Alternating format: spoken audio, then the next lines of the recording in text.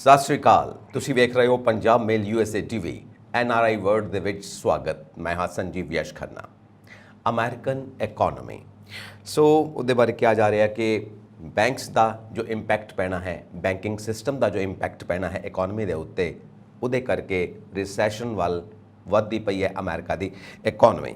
ਔਰ ਬਲੂਮਬਰਗਸ ਦੇ ਜੋ ਇਕਨੋਮਿਸਟ ਨੇ ਉਹਨਾਂ ਨੇ ਇਹ ਗੱਲ ਦੀ ਘੋਸ਼ਣਾ ਕੀਤੀ ਹੈ ਕਿ ਰਿਸੈਸ਼ਨ ਆ ਰਿਹਾ ਹੈ 4th ਕੁਆਟਰ ਦੇ ਵਿੱਚ ਅਮਰੀਕਾ ਦੇ ਵਿੱਚ। ਜੇ ਇਸ ਵਕਤ ਸਟਾਕ ਮਾਰਕੀਟ ਵਧੀਆ ਤਰ੍ਹਾਂ ਪਰਫਾਰਮ ਕਰ ਰਹੀ ਹੈ ਤਾਂ ਇਹਦਾ ਮਤਲਬ ਇਹ ਨਹੀਂ ਕਿ ਸਭ ਕੁਝ ਠੀਕ ਚੱਲਦਾ ਪਿਆ। ਅੰਡਰ ਕਰੰਟ ਰਿਸੈਸ਼ਨ ਵਾਸਤੇ ਤਿਆਰੀਆਂ ਚੱਲਦੀਆਂ ਪਈਆਂ ਨੇ। ਸੋ ਕਈ ਵਾਰ ਇਹ ਕਿਹਾ ਜਾਂਦਾ ਕਿ ਰਿਸੈਸ਼ਨ ਆਉਂਦਾ ਨਹੀਂ ਹੈ, ਲਿਆਂਦਾ ਜਾਂਦਾ ਹੈ, ਕਿਉਂਕਿ ਕਈ ਵਾਰ ਇਸ ਦੀ ਜ਼ਰੂਰਤ ਹੁੰਦੀ ਹੈ।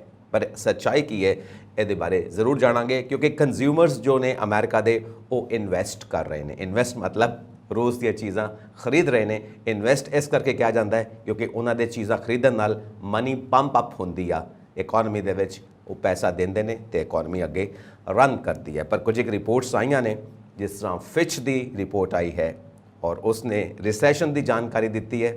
ਪਰ ਜੋ ਪ੍ਰਸ਼ਾਸਨ ਹੈ, ਬਾਈਡਨ ਪ੍ਰਸ਼ਾਸਨ, ਉਹ ਕਹਿ ਰਿਹਾ ਕਿ ਨਹੀਂ, ਇਹ ਕੋਈ ਪੁਰਾਣੇ ਅੰਕੜੇ ਨੇ, ਇਹ ਠੀਕ ਰਿਪੋਰਟ ਨਹੀਂ ਹੈ, ਇਸ ਕਰਕੇ ਰਿਸੈਸ਼ਨ ਨਹੀਂ ਆ ਸਕਦਾ। ਬਟ ਇਕਨੋਮਿਸਟ ਮੈਜੋਰਿਟੀ ਸਾਈਡ ਇਹ ਕਹਿ ਰਹੇ ਨੇ ਕਿ ਅਮਰੀਕਾ ਦੇ ਵਿੱਚ 4th ਕੁਆਟਰ ਦੇ ਵਿੱਚ ਰਿਸੈਸ਼ਨ ਦੀ ਪੋਸੀਬਿਲਿਟੀਜ਼ ਬਣਦੀਆਂ ਪਈਆਂ ਨੇ। ਐਕਚੁਅਲ ਪਿਕਚਰ ਕੀ ਹੈ, ਇਸ ਬਾਰੇ ਗੱਲਬਾਤ ਕਰਨ ਵਾਸਤੇ ਮੇਰੇ ਨਾਲ ਸਟੂਡੀਓਜ਼ ਦੇ ਵਿੱਚ ਮੌਜੂਦ ਨੇ economist Rajiv Khosla. Khosla ji, welcome to NRI world. Thank you ਜੀ ਖੰਨਾ ਸਾਹਿਬ।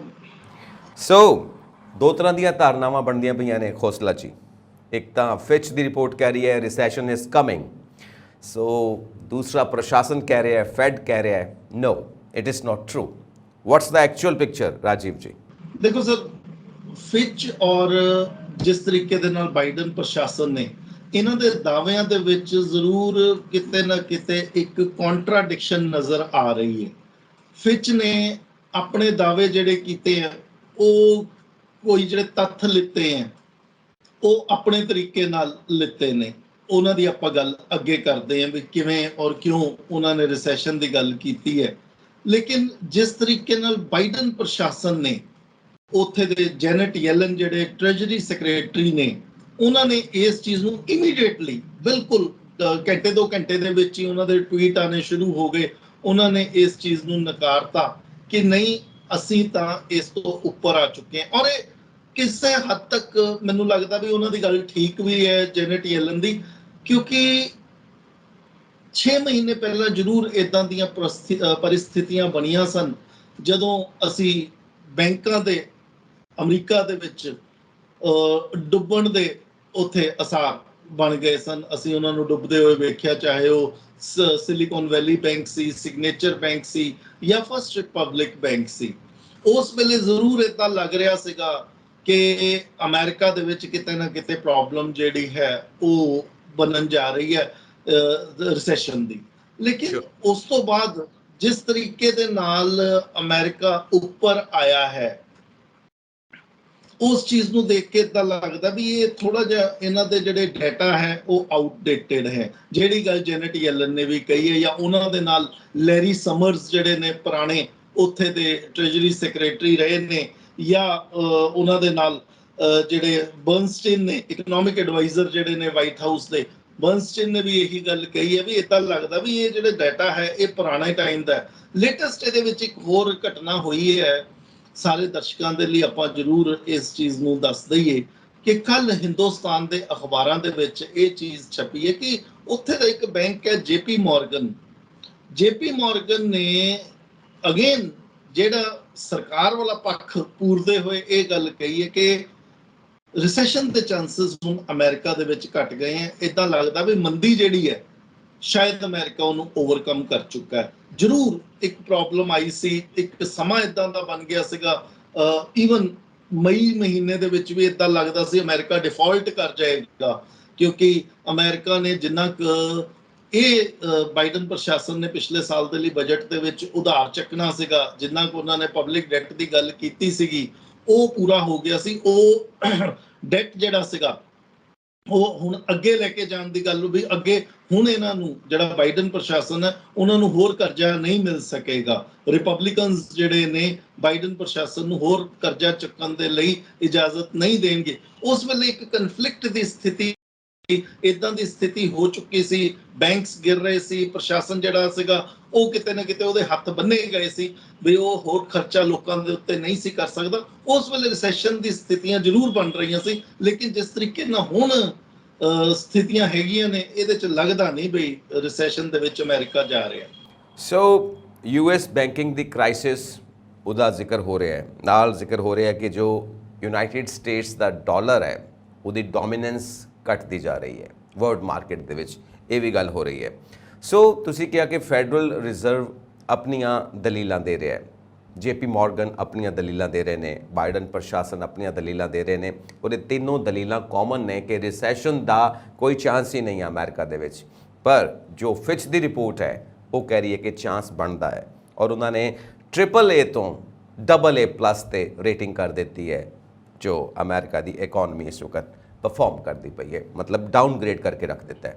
और तुसी कहा कि सब एक्सपर्ट्स कह रहे हैं कि फिच का जो डाटा है वो आउटडेटेड है, जिस दे बेस के उत्ते वो एक मन घड़ंत गल कहता पे। सो ये कहानी ਇੱਥੇ ਕੰਪਲੀਟ ਹੋ ਜਾਂਦੀ ਹੈ ਕਿ ਅਸੀਂ ਮੰਨ ਲਈਏ ਕਿ ਫਿਚ मन घड़ंत गल कर रहा है, ਉਹਦਾ डाटा आउटडेटेड है, इस ਲਈ no recession at all in American economy. Rajiv ji देखो ਫਿਚ ਦੀ ਸਰ ਜਿਹੜੀ ਗੱਲ ਕੀਤੀ ਉਹਨਾਂ ਨੇ ਰਿਪੋਰਟ ਜਿਹੜੀ ਲਿੱਤੀ ਹੈ ਉਹਨਾਂ ਨੇ ਪਿਛਲੇ 20 ਸਾਲ ਦੇ ਡਾਟੇ ਦੀ ਗੱਲ ਕੀਤੀ ਹੈ। ਫਿਚ ਦੀ ਦੇਖੋ ਤੁਸੀਂ ਵਰਡਿੰਗ ਦੇ ਵਿੱਚ ਕੀ ਲਿਖਿਆ, ਉਹ ਕਹਿੰਦਾ ਹੈਗਾ ਕਿ देयर हैज बीन स्टडी डिटीरियरेशन, ਲਗਾਤਾਰ ਅਮਰੀਕਾ ਦਾ ਅਰਥਚਾਰਾ ਜਿਹੜਾ ਹੈ ਉਹ ਥੱਲੇ ਦੀ ਤਰਫ ਆ ਰਿਹਾ ਇਨ terms of standard of governance.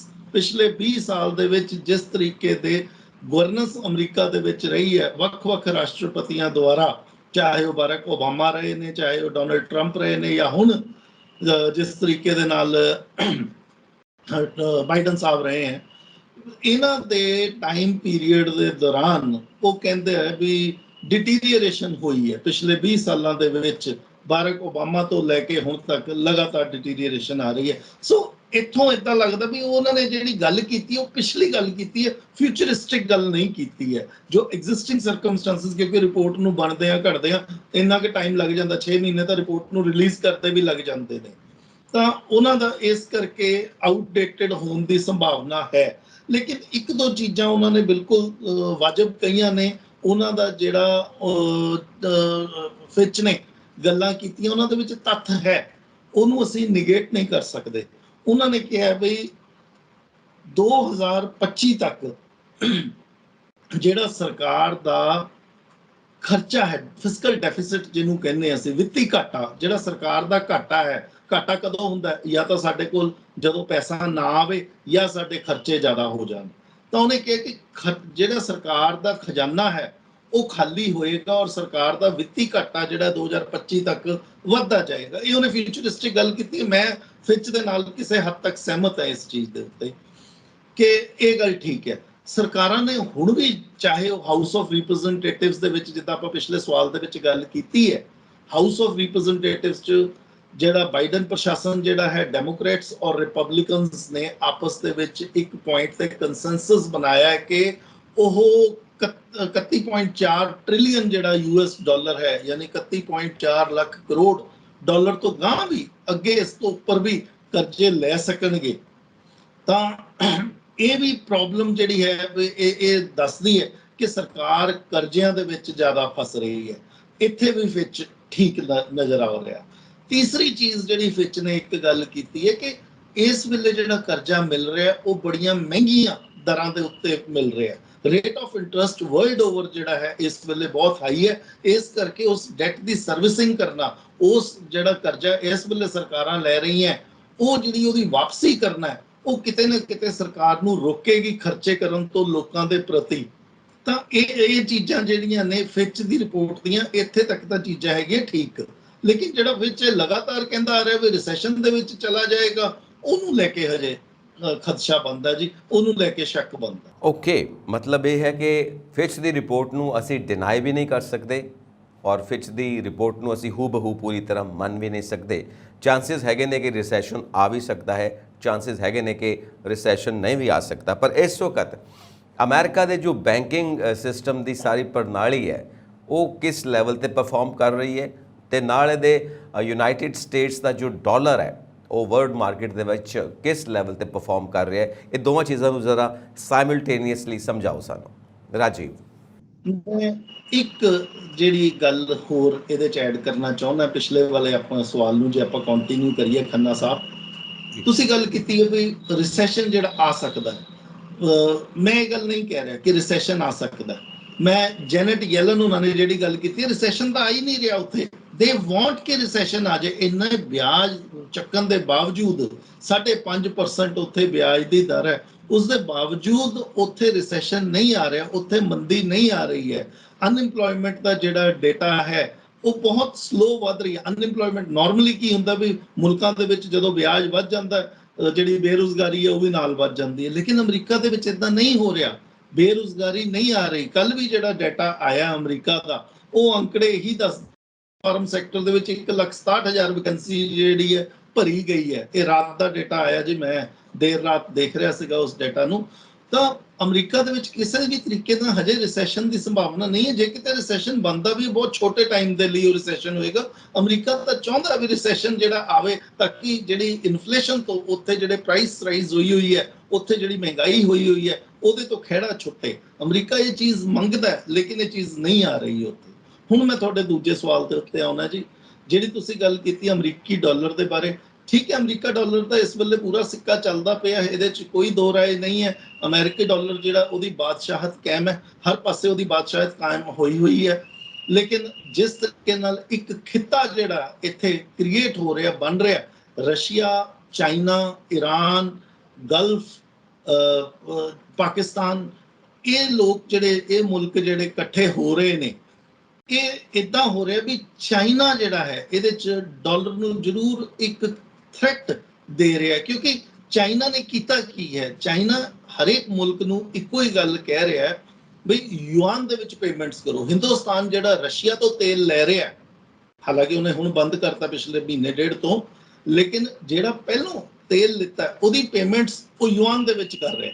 ਇਸੇ ਤਰੀਕੇ ਦੇ ਨਾਲ ਜਿਨ੍ਹਾਂ ਮੁਲਕਾਂ ਦੇ ਵਿੱਚ ਚੀਨ ਨੇ ਕਰਜ਼ੇ ਦਿੱਤੇ ਹੋਏ ਆ, ਉਹਨਾਂ ਮੁਲਕਾਂ ਨੂੰ ਇਹ ਕਿਹਾ ਜਾ ਰਿਹਾ ਕਿ ਉਹ ਚਾਈਨੀਜ਼ ਜਿਹੜਾ ਯੂਆਨ ਹੈ ਉਹਨੂੰ ਪ੍ਰਮੋਟ ਕਰਨ, ਪੇਮੈਂਟਸ ਜਿਹੜੀਆਂ ਨੇ ਚਾਈਨੀਜ਼ ਯੂਆਨ ਦੇ ਵਿੱਚ ਕਰਨ। ਸਾਊਦੀ ਅਰੇਬੀਆ ਔਰ ਗਲਫ ਦੇ ਨਾਲ ਚੀਨ ਜਿਹੜਾ ਹੈ ਸਮਝੌਤੇ ਕਰ ਰਿਹਾ ਜਿੱਥੇ ਯੂਆਨ ਦੇ ਨਾਲ ਪੇਮੈਂਟਸ ਦੀ ਗੱਲ ਹੋ ਰਹੀ ਹੈ। ਰਸ਼ੀਆ ਦੇ ਵਿੱਚ ਡਾਲਰ ਦੀ ਸੈਂਕਸ਼ਨਸ ਲੱਗਣ ਤੋਂ ਬਾਅਦ ਰਸ਼ੀਆ ਦੇ ਨਾਲ ਯੂਆਨ ਦੀ ਗੱਲ ਹੋ ਰਹੀ ਹੈ।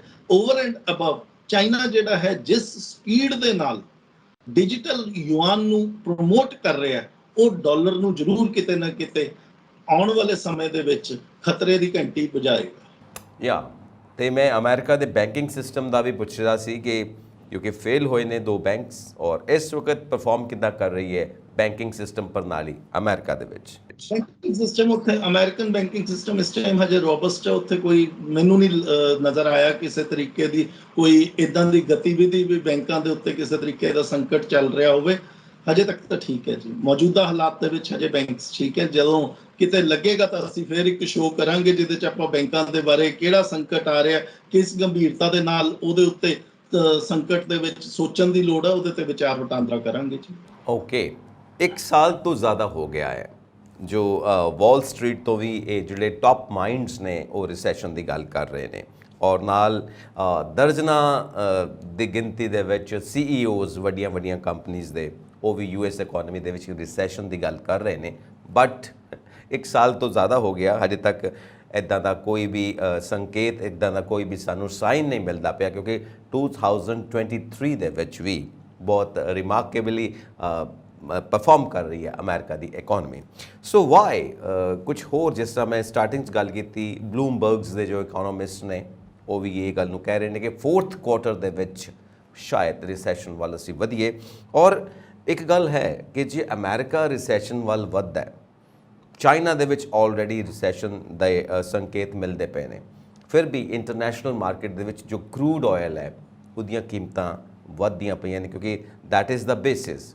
ਸੋ ਇਹ ਪੂਰਾ ਸਿਨੈਰੀਓ ਕੀ ਬਣਦਾ ਪਿਆ ਹੈ 4th ਕੁਆਰਟਰ ਜੋ ਸਾਡੇ ਸਾਹਮਣੇ ਆ ਰਿਹਾ ਹੈ? ਰਿਸੈਸ਼ਨ ਆਂਦਾ ਵੀ ਹੈ ਯੂਨਾਈਟਿਡ ਸਟੇਟਸ ਦੇ ਵਿੱਚ, ਇੱਕ ਬਹੁਤ ਛੋਟੇ ਸਪੈਨ ਦਾ ਰਿਸੈਸ਼ਨ ਹੋਏਗਾ। ਜਿਸ ਤਰੀਕੇ ਦੇ ਨਾਲ ਆਪਾਂ ਦੇਖਿਆ ਹੈਗਾ 2022 ਤੋਂ ਲੈ ਕੇ ਖੰਨਾ ਸਾਹਿਬ 2023 ਤੱਕ ਲਗਾਤਾਰ ਉੱਥੇ ਵਿਆਜ ਵਧੇ ਨੇ, ਇਹ ਹਿੰਦੁਸਤਾਨੀਆਂ ਦੇ ਲਈ ਇੱਕ ਅਨਕਾਮਨ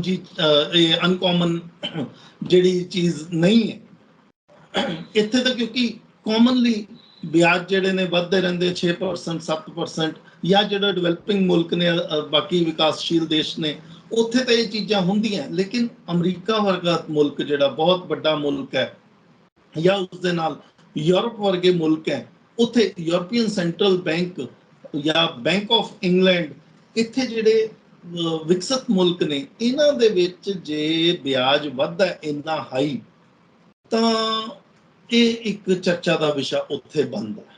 ਔਰ ਲੋਕਾਂ ਨੂੰ ਇਸ ਚੀਜ਼ ਦੀ ਆਦਤ ਨਹੀਂ, ਪੂਰੀ ਦੀ ਪੂਰੀ ਇੱਕ ਜਨਰੇਸ਼ਨ ਨਿਕਲ ਜਾਂਦੀ ਹੈ। ਤੁਸੀਂ ਉੱਥੇ ਦੇ ਬਜ਼ੁਰਗਾਂ ਨੂੰ ਜੇ ਪੁੱਛੋ ਵੀ ਇੰਨਾ ਹਾਈ ਉਹਨਾਂ ਨੇ ਵਿਆਜ ਕਦੋਂ ਦੇਖਿਆ ਸੀਗਾ, ਤਾਂ ਮੇਰੇ ਖਿਆਲ ਨਾਲ ਉਹ 1970s ਦੀ ਗੱਲ ਕਰਨਗੇ, ਜਦੋਂ ਯੋਮ ਕਿੱਪਰ ਵਾਰ ਲੱਗੀ ਸੀ।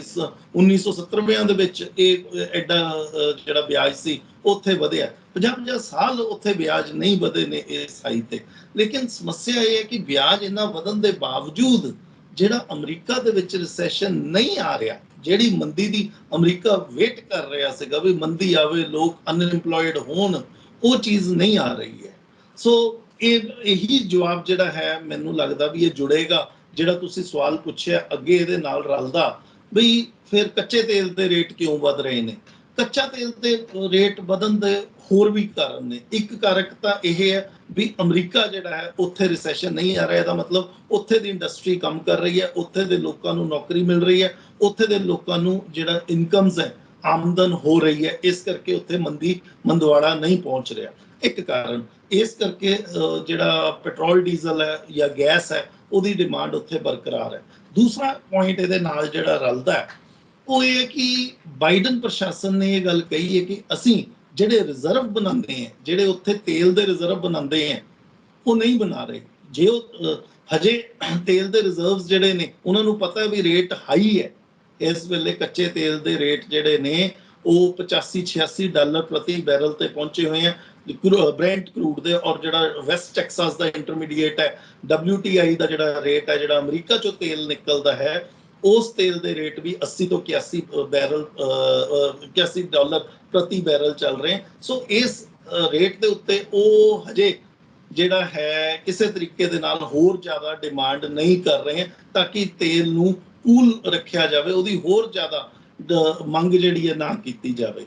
ਉਹ ਟਰਾਈ ਕਰ ਰਿਹਾ, ਅਮਰੀਕਾ ਟਰਾਈ ਕਰ ਰਿਹਾ ਕਿ ਇਹਨੂੰ ਬੋਇਲ ਹੋਣ ਤੋਂ ਬਚਾਇਆ ਜਾ ਸਕੇ, ਕਿਉਂਕਿ ਉਹਨਾਂ ਨੂੰ ਪਤਾ ਵੀ ਮੰਦੀ ਨਹੀਂ ਆ ਰਹੀ। ਇੱਕ ਪੁਆਇੰਟ। ਦੂਸਰਾ ਪੁਆਇੰਟ ਜਿਹੜਾ ਇਹਦੇ ਨਾਲ ਜੁੜਦਾ ਉਹ ਹੈਗਾ ਚੀਨ ਦੇ ਵਿੱਚ। ਚੀਨ ਦੀ ਜਿਹੜੀ ਅਰਥ ਵਿਵਸਥਾ ਹੈ, ਚੀਨ ਲਗਾਤਾਰ ਉਹ ਮੰਦੀ ਦੇ ਵਿੱਚ ਗਿਆ ਹੋਇਆ ਹੈ, ਲੇਕਿਨ ਉਹਦਾ ਰੀਅਲ ਏਸਟੇਟ ਸੈਕਟਰ ਜਿਹੜਾ ਹੈਗਾ ਉਹ ਕ੍ਰਾਈਸਿਸ ਦੇ ਵਿੱਚ ਹੈਗਾ। ਲੇਕਿਨ ਇਹਦੇ 'ਚ ਇੱਕ ਪੁਆਇੰਟ ਇਹ ਵੀ ਦੇਖਣ ਨੂੰ ਜਿਹੜਾ ਮਿਲ ਰਿਹਾ, ਜਿਹਨੇ ਸੈਂਟੀਮੈਂਟ ਚੱਕਿਆ ਹੋਇਆ ਕਰੂਡ ਮਾਰਕੀਟ ਦੇ ਵਿੱਚ, ਉਹ ਸੈਂਟੀਮੈਂਟ ਹੈ ਕਿ ਜਦੋਂ ਵੀ ਚੀਨ ਇਦਾਂ ਦੇ ਹਾਲਾਤ 'ਚ ਪਹੁੰਚਦਾ ਹੈ ਤਾਂ ਉੱਥੇ ਦੀ ਸਰਕਾਰ ਇੱਕ ਬੇਲ ਆਊਟ ਪੈਕੇਜ ਦਿੰਦੀ ਹੈ। ਹੁਣ ਜੇ ਉੱਥੇ ਬੇਲ ਆਊਟ ਪੈਕੇਜ ਆਂਦਾ ਹੈ, ਉੱਥੇ ਦੀ ਇੰਡਸਟਰੀਆਂ ਦੇ ਲਈ ਬੇਲ ਆਊਟ ਪੈਕੇਜ ਮਿਲਦਾ ਹੈ, ਉੱਥੇ ਦੀ ਸਰਕਾਰ ਇੱਕ ਇਦਾਂ ਦਾ ਪੈਕੇਜ ਦਿੰਦੀ ਹੈ, ਤਾਂ ਉੱਥੋਂ ਹੱਲਾਸ਼ੇਰੀ ਮਿਲੇਗੀ ਔਰ ਉਹਦੇ ਕਰਕੇ ਡਿਮਾਂਡ ਜਿਹੜੀ ਹੈ ਕੱਚੇ ਤੇਲ ਦੀ ਹੋਰ ਹੋ ਜਾਏਗੀ। ਇਸ ਕਰਕੇ ਉਹ ਸੈਂਟੀਮੈਂਟ ਜਿਹੜਾ ਪੋਜ਼ਿਟਿਵ ਬਣਿਆ ਹੋਇਆ ਹੈ ਮਾਰਕੀਟ ਦੇ ਵਿੱਚ, ਤੇਲ ਦੇ ਬਾਜ਼ਾਰ ਦੇ ਵਿੱਚ। ਤੀਸਰੀ ਚੀਜ਼ ਜਿਹੜੀ ਇਹਦੇ 'ਚ ਜਾਂਦੀ ਹੈ ਉਹ ਸਾਊਦੀ ਅਰੇਬੀਆ ਹੈ। ਸਾਊਦੀ ਅਰੇਬੀਆ ਨੇ ਜਿਹੜਾ ਪ੍ਰੋਡਕਸ਼ਨ ਦਾ ਕੱਟ ਜਿਹੜਾ ਸੀ, ਪਹਿਲਾਂ ਅਗਸਤ ਤੱਕ ਕਿਹਾ ਸੀ ਵੀ ਅਸੀਂ ਅਗਸਤ ਤੱਕ 10 ਮਿਲੀਅਨ ਬੈਰਲ ਪ੍ਰਤੀ ਦਿਨ ਅਸੀਂ ਘੱਟ ਪੈਦਾਵਾਰ ਕਰਾਂਗੇ, ਹੁਣ ਉਹਨੂੰ ਸਤੰਬਰ ਤੱਕ ਲੈ ਗਏ ਹੈ। ਰਸ਼ੀਆ ਜਾਂ ਬਾਕੀ ਜਿਹੜੇ ਓਪੈਕ ਦੇ ਮੁਲਕ ਹੈ, ਓਪੈਕ ਪਲੱਸ ਜਿਹੜੀ ਹੈ, ਰਸ਼ੀਆ ਪਾ ਕੇ ਓਪੈਕ ਪਲੱਸ ਬਣ ਜਾਂਦੀ ਹੈ, ਉਹਨਾਂ ਮੁਲਕਾਂ ਨੇ ਵੀ ਇਹੀ ਗੱਲ ਕੀਤੀ ਹੈ। ਹਾਲਾਂਕਿ ਹੁਣ ਥੋੜਾ ਜਿਹਾ ਉਹ ਇਸ ਚੀਜ਼ ਤੋਂ ਪਰੇ ਹੋ ਰਹੇ ਹੈ ਕਿ ਸਾਡੀ ਦੁਕਾਨਦਾਰੀ ਨਹੀਂ ਚੱਲਦੀ ਜੇ ਅਸੀਂ ਥੋੜਾ ਤੇਲ ਜਿਹੜਾ ਸਪਲਾਈ ਕਰਦੇ, ਜੇ ਜ਼ਿਆਦਾ ਸਪਲਾਈ ਹੋਏਗਾ, ਜੇ ਜ਼ਿਆਦਾ ਤੇਲ ਦੀ ਬਹਾਲੀ ਹੋ ਜਾਏਗੀ ਮਾਰਕੀਟ ਦੇ ਵਿੱਚ ਤਾਂ ਰੇਟ ਗਿਰ ਜਾਣਗੇ। ਲੇਕਿਨ ਅਜੇ ਉਹ ਵਿੱਚ ਵਿਚਾਲੇ ਖੜੇ ਹੈ। ਸੋ ਹਜੇ ਤਾਂ ਲੱਗਦਾ ਵੀ ਤੇਲ ਵਾਲਾ ਬਾਜ਼ਾਰ ਜਿਹੜਾ ਹੈ ਉਹਦੇ 'ਚ ਸੰਕਟ ਜਾਰੀ ਰਹੇਗਾ, ਤੇਲ ਦੇ ਰੇਟ ਜਿਹੜੇ ਨੇ ਜਾਰੀ ਰਹਿਣਗੇ ਜ਼ਿਆਦਾ। ਰਾਜੀਵ, ਦੇਖੋ ਇਹ ਇਕਨੋਮਿਕ ਜੋ ਇਕੁਏਸ਼ਨਸ ਨੇ ਕਿਸ ਤਰ੍ਹਾਂ ਬਣਦੀਆਂ ਨੇ ਕਿ ਅਮਰੀਕਾ ਆਪਣੇ banks the rate of interest ਵਧਾ ਕੇ ਰੱਖਦਾ ਹੈ ਤਾਂ ਬਾਕੀ ਮੁਲਕਾਂ ਨੂੰ ਵੀ ਆਪਣੇ banks the rate of interest ਵਧਾਉਣਾ ਪੈਂਦਾ ਹੈ ਅਕੋਰਡਿੰਗ ਟੂ US। ਨਹੀਂ ਤਾਂ ਫਿਰ ਜਿਹੜੀਆਂ ਕੰਪਨੀਆਂ ਨੇ ਬਾਕੀ ਵਰਲਡ ਦੀਆਂ ਮਾਰਕੀਟਸ ਦੇ ਵਿੱਚ ਬਾਕੀ ਦੇਸ਼ਾਂ ਦੇ ਵਿੱਚ ਇਨਵੈਸਟ ਕੀਤਾ ਹੋਇਆ ਉੱਥੋਂ ਪੈਸਾ ਕੱਢ ਲੈਣਗੇ ਔਰ ਅਮਰੀਕਾ ਦੇ ਵਿੱਚ ਲੈ ਆਣਗੇ, ਵਰਲਡ ਮਾਰਕੀਟ ਕ੍ਰੈਸ਼ ਹੋ ਸਕਦੀ ਹੈ। ਸੋ ਇਹ ਆਪਣੀਆਂ ਇਹਨਾਂ ਦੀਆਂ ਲਾਇਬਿਲਿਟੀਜ਼ ਨੇ ਔਰ ਇਹ ਪ੍ਰਾਈਸ ਜ਼ਿਆਦਾ ਹੈ, ਰੇਟ ਆਫ ਇੰਟਰਸਟ ਜ਼ਿਆਦਾ ਹੈ ਅਮਰੀਕਾ ਦੇ ਵਿੱਚ, ਇਸ ਕਰਕੇ ਬਾਕੀ ਦੇਸ਼ਾਂ ਦੇ ਵਿੱਚ ਬੇਰੁਜ਼ਗਾਰੀ ਵੀ ਹੋ ਸਕਦੀ ਹੈ, ਮਹਿੰਗਾਈ ਵੀ ਹੋ ਸਕਦੀ ਹੈ, ਉੱਥੇ ਲੋਕ ਸਫਰ ਵੀ ਕਰ ਸਕਦੇ ਨੇ। ਬਟ ਇਕਨੋਮੀ ਹੈ, ਇਹਨੂੰ ਵਰਲਡ ਮਾਰਕੀਟ ਨੂੰ ਕ੍ਰੈਸ਼ ਹੋਣ ਤੋਂ ਬਚਾਉਣਾ ਵੀ ਹੈ। ਬਟ ਇਹ ਸਾਰੀ ਗੇਮ ਚੱਲਦੀ ਹੈ। ਇਸੇ ਕਰਕੇ ਕਹਿੰਦੇ ਆ ਨਾ ਖੰਨਾ ਸਾਹਿਬ, ਜਿਹੜਾ ਗਲੋਬਲ ਵਿਲੇਜ ਦਾ ਕਨਸੈਪਟ ਹੈ ਜਾਂ ਗਲੋਬਲਾਈਜੇਸ਼ਨ ਦਾ ਕਨਸੈਪਟ ਹੈ, ਗਲੋਬਲ ਵਿਲੇਜ ਕੀ ਹੈ ਜਾਂ ਗਲੋਕਲਾਈਜੇਸ਼ਨ ਕੀ ਹੈ, ਇਹੀ ਚੀਜ਼ ਹੈ ਵੀ ਅਸੀਂ ਗਲੋਬਲੀ ਇੰਟਰਕਨੈਕਟ ਹੋ ਗਏ ਹਾਂ।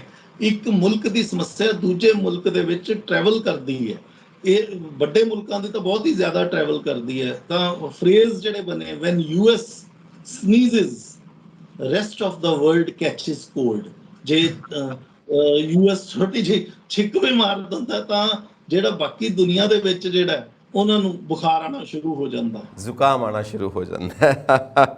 ਸੋ ਇਹ ਸਾਰੀ ਜੋ ਮਾਰਕੀਟ ਹੈ ਨਾ, ਜਿਹਨੂੰ ਆਪਾਂ ਗਲੋਬਲਾਈਜੇਸ਼ਨ ਕਹਿੰਦੇ ਆ, ਐਕਸਪਰਟਸ ਕਹਿੰਦੇ ਨੇ it is actually Americanization. So market ਦਾ ਬੇਸ ਹਮੇਸ਼ਾ ਕੰਜ਼ਿਊਮਰਸ ਰਹਿੰਦੇ ਨੇ। So consumer demand and supply, ਜੋ ਡਿਮਾਂਡ ਕਰੇਗਾ ਸਪਲਾਈ ਹੋਏਗੀ, ਉਹਦੇ ਨਾਲ ਹੀ ਇੰਡਸਟਰੀਜ਼ ਗਰੋ ਕਰਨਗੀਆਂ, ਇੰਪਲੋਇਮੈਂਟ ਗਰੋ ਕਰੇਗੀ। ਸੋ ਕਈ ਵਾਰ ਕਿਹਾ ਜਾਂਦਾ ਹੈ ਕਿ ਇਟ ਇਜ਼ ਮਿਡਲ ਕਲਾਸ ਜਿਹੜੀ ਨੌਕਰੀ ਦਿੰਦੀ, ਕਿਉਂਕਿ ਮਿਡਲ ਕਲਾਸ ਹਮੇਸ਼ਾ ਜ਼ਿਆਦਾ ਹੁੰਦੀ ਹੈ। ਨੌਕਰੀ ਕਿਵੇਂ ਦਿੰਦੀ ਹੈ ਕਿ ਜਿੰਨੀ ਉਹ ਜ਼ਿਆਦਾ ਡਿਮਾਂਡ ਕਰੇਗੀ ਉਨਾ ਹੀ ਇੰਡਸਟਰੀ ਨੂੰ ਜ਼ਿਆਦਾ ਕੰਮ ਕਰਨਾ ਪਏਗਾ ਔਰ ਜ਼ਿਆਦਾ ਕੰਮ ਕਰਨ ਵਾਸਤੇ ਜ਼ਿਆਦਾ ਪ੍ਰੋਡਕਸ਼ਨ ਬਣਾਉਣੀ ਪਏਗੀ, ਜ਼ਿਆਦਾ ਪ੍ਰੋਡਕਸ਼ਨ ਵਾਸਤੇ ਜ਼ਿਆਦਾ ਇੰਪਲੋਇਮੈਂਟ ਕ੍ਰੀਏਟ ਕਰਨੀ ਪਏਗੀ। ਇਸ ਕਰਕੇ ਮਿਡਲ ਕਲਾਸ ਜਨਰੇਟ ਕਰਦੀ ਹੈ ਇੰਪਲੋਇਮੈਂਟ ਨੂੰ। ਸੋ ਕੰਜ਼ਿਊਮਰਸ ਦੀ ਕੀ ਨੇਚਰ ਹੈ ਇਸ ਵਕਤ ਅਮਰੀਕਾ ਦੇ ਵਿੱਚ, ਕਿਉਂਕਿ ਐਕਸਪਰਟਸ ਇਕੋਨੋਮਿਸਟ ਇਹਨੂੰ ਇਨਵੈਸਟਮੈਂਟ ਮੰਨਦੇ ਨੇ ਇਕੋਨਮੀ ਦੇ ਵਿੱਚ ਔਰ ਕੰਜ਼ਿਊਮਰ ਆਪਣਾ ਐਕਸਪੈਂਡੀਚਰ ਕਹਿੰਦਾ, ਇਕੋਨੋਮਿਸਟ ਇਹਨੂੰ ਕਹਿੰਦੇ ਨੇ ਕਿ ਇਨਵੈਸਟਮੈਂਟ ਹੈ। ਸੋ ਕੰਜ਼ਿਊਮਰ ਕਿਵੇਂ ਇਨਵੈਸਟ ਕਰ ਰਿਹਾ demand and supply the Ki equation ਹੈ ਰਾਜੀਵ ਜੀ ਅਮਰੀਕਾ ਦੇ ਵਿੱਚ? ਦੇਖੋ ਕੰਜ਼ਿਊਮਰ ਜਿਹੜਾ ਹੈ ਇਸ ਵੇਲੇ ਇਨਵੈਸਟ ਕੰਜ਼ਿਊਮਰ ਜਿਹੜਾ ਸਪੈਂਡ ਕਰ ਰਿਹਾ ਹੈ, ਕੰਜ਼ਿਊਮਰ ਸਪੈਂਡਿੰਗ ਦੇ ਵਿੱਚ ਉੱਥੇ ਕਮੀ ਨਹੀਂ ਆ ਰਹੀ ਹੈ। ਉਹਦਾ ਕਾਰਨ ਇਹ ਹੈ ਕਿ ਉੱਥੇ ਨੌਕਰੀਆਂ ਪੈਦਾ ਹੋ ਰਹੀਆਂ।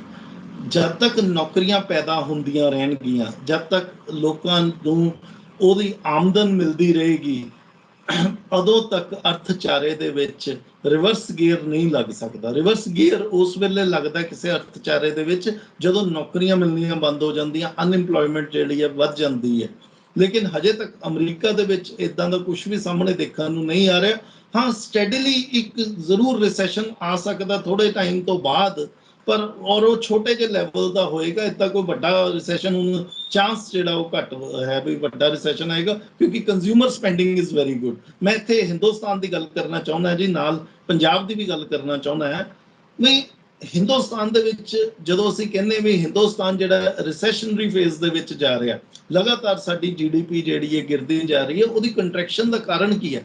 ਰੂਰਲ ਏਰੀਆ ਦੇ ਵਿੱਚ ਜਿਹੜੀ ਕੰਜ਼ੰਪਸ਼ਨ ਹੈ ਉਹ ਗਿਰ ਗਈ ਹੈ, ਖਾਸ ਕਰਕੇ ਰੂਰਲ ਦੇ ਵਿੱਚ, ਹਾਲਾਂਕਿ ਅਰਬਨ ਦੇ ਵਿੱਚ ਵੀ ਗਿਰੀ ਹੈ। There is distress in the economy, ਇੱਕ ਇਕਨੋਮਿਕ ਡਿਸਟ੍ਰੈਸ ਜਿਹੜਾ ਉਹ ਨਜ਼ਰ ਆ ਰਿਹਾ। ਲੋਕਾਂ ਦੀਆਂ ਇਨਕਮਸ ਨਹੀਂ ਵੱਧ ਰਹੀਆਂ, ਲੋਕਾਂ ਦੇ ਕੋਲ ਪੈਸਾ ਨਹੀਂ ਹੈ, ਨੌਕਰੀਆਂ ਨਹੀਂ ਨਿਕਲ ਰਹੀਆਂ, ਨਵਾਂ ਨਿਵੇਸ਼ ਨਹੀਂ ਹੋ ਰਿਹਾ। ਇਸ ਕਰਕੇ ਰਿਵਰਸ ਗੀਅਰ ਦੇ ਵਿੱਚ ਇਕਨੋਮੀ ਚਲੀ ਜਾਂਦੀ ਹੈ। ਅਮਰੀਕਾ 'ਚ ਇਹਦੇ ਬਿਲਕੁਲ ਵਿਪਰੀਤ ਹੋ ਰਿਹਾ, ਹਿੰਦੁਸਤਾਨ ਤੋਂ ਬਿਲਕੁਲ ਉਲਟਾ ਕੰਮ ਹੋ ਰਿਹਾ ਜੀ। ਉੱਥੇ ਨਿਵੇਸ਼ ਵੀ ਹੋ ਰਿਹਾ, ਉੱਥੇ ਲੋਕਾਂ ਨੂੰ ਨੌਕਰੀਆਂ ਵੀ ਮਿਲ ਰਹੀਆਂ, ਉੱਥੇ ਲੋਕਾਂ ਦੀ ਆਮਦਨ ਵੀ ਵੱਧ ਰਹੀ ਹੈ, ਉੱਥੇ ਲੋਕ ਖਰਚਾ ਵੀ ਕਰ ਰਹੇ ਹੈ। ਇਸ ਕਰਕੇ ਇਕਨੋਮੀ ਇਜ਼ ਪ੍ਰੋਗਰੈਸਿੰਗ। GDP ਜਿਹੜੀ ਹੈ ਐਸਟੀਮੇਟਸ ਤੋਂ ਉੱਤੇ ਆ ਰਹੇ ਆ ਉਹਦੇ ਨੰਬਰਸ। ਸੋ ਯੈਸ ਸਰ, ਔਰ ਇਹਦਾ ਮਤਲਬ ਇਹ ਹੈ ਕਿ ਅਮਰੀਕਾ ਦੇ ਵਿੱਚ ਰਿਸੈਸ਼ਨ ਨਹੀਂ ਆਉਂਦਾ ਤਾਂ ਬਾਈਡਨ ਸਾਹਿਬ ਨੂੰ ਫਾਇਦਾ ਹੋ ਸਕਦਾ ਹੈ 2024 ਦੀਆਂ ਇਲੈਕਸ਼ਨਸ ਦੇ ਵਿੱਚ। ਉਹ ਕਹਿ ਸਕਦੇ ਨੇ ਕਿ ਮੇਰੇ ਪੀਰੀਅਡ ਦੇ ਵਿੱਚ ਰਿਸੈਸ਼ਨ ਨਹੀਂ ਆਇਆ, ਸੋ ਮੈਂ ਇੱਕ ਸੂਟੇਬਲ ਕੈਂਡੀਡੇਟ ਹੋ ਸਕਦਾ ਹਾਂ ਪ੍ਰੈਜ਼ੀਡੈਂਟ ਆਫ ਅਮਰੀਕਾ ਬਣਨ ਵਾਸਤੇ ਸੈਕਿੰਡ ਟਰਮ ਦੇ ਲਈ। I am right, M I right? ਬਿਲਕੁਲ ਠੀਕ ਹੈ ਸਰ। ਕੋਈ ਵੀ ਸਰਕਾਰ ਜਿਹੜੀ, ਕੋਈ ਵੀ ਰਾਸ਼ਟਰਪਤੀ ਇਸ ਚੀਜ਼ ਦਾ ਕ੍ਰੈਡਿਟ ਲੈ ਸਕਦਾ ਵੀ ਇੰਨਾ ਵਿਆਜ ਰੱਖਣ ਦੇ ਬਾਵਜੂਦ, ਐਡਾ ਵੱਡਾ ਅਸੀਂ ਪੈਕੇਜ ਦਿੱਤੇ ਆ ਲੋਕਾਂ ਨੂੰ ਜਦੋਂ ਕਰੋਨਾ ਆਇਆ, ਉਸ ਦੇ ਬਾਵਜੂਦ, ਇਹ ਸਾਰਾ ਕੁਝ ਹੋਣ ਦੇ ਬਾਵਜੂਦ ਬੈਂਕਸ ਗਿਰੇ ਆ ਉੱਥੇ, ਤਾਂ ਵੀ ਉੱਥੇ ਜਿਹੜਾ ਹੈ ਰਿਸੈਸ਼ਨ ਨਹੀਂ ਆਇਆ। He can claim his victory on the basis of it. So Rajiv ji, thank you so much for this wonderful talk, ਔਰ ਤੁਸੀਂ ਸਾਨੂੰ ਐਨਲਾਈਟਨ ਕੀਤਾ ਹੈ ਇਸ ਸਬਜੈਕਟ ਦੇ ਉੱਤੇ। Thank you so much Rajiv ji. Thank you ਜੀ, ਥੈਂਕ ਯੂ ਖੰਨਾ ਸਾਹਿਬ। ਅਸੀਂ ਆਪਣੇ ਦਰਸ਼ਕਾਂ ਨੂੰ ਗੁਜ਼ਾਰਿਸ਼ ਕਰਾਂਗੇ ਇਸ ਸਬਜੈਕਟ ਦੇ ਉੱਤੇ ਆਪਣੇ ਵਿਚਾਰ ਸਾਨੂੰ ਇਨਬਾਕਸ ਕਰੋ। ਸਾਡਾ ਚੈਨਲ ਪੰਜਾਬ ਮੇਲ USA TV ਸਬਸਕ੍ਰਾਈਬ ਕਰੋ। ਸਤਿ ਸ਼੍ਰੀ ਅਕਾਲ।